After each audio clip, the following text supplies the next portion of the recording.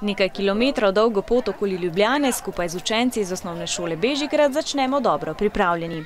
Poleg 13.500 drugih otrok iz ljubljanskih osnovnih in srednjih šol bomo prehodili del poti ob žici, ki vodi tam, ker je bila pred 70 leti okupirana Ljubljana. Danes bomo hodili 13 km. Je to naporno? Ne. Pot načeloma ni naporna, edina slaba stran tega je, da sonce skozi pripeka. Pot tako malo preveč je za hoditi. A na pot smo se odpravili tudi za vse tiste, ki so bili tukaj z žico zaprti, ter niso obupali.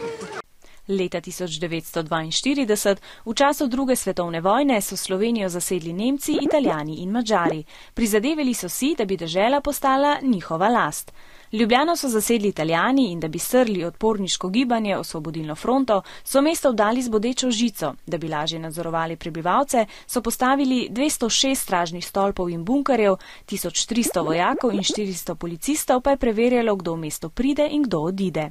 1943 je zaporo prevzela nemška vojska. Leta 1945 pa je v Ljubljano korakala Osvobodilna vojska in takrat so zapore podrli. Ob 34 km dolgi poti ob žici je posajenih 5000 dreves, tudi o spomin na mir in pa upor. Pot je dobro označena in dobri družbi ter sončnem dopoldnevu jo brez večjih težav premagujemo. Je bilo kaj vroče, kjer del poti bil najbolj naporen?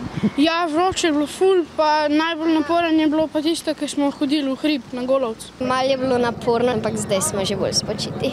Zmučali so nas, vsako leto je več. Ne morem več.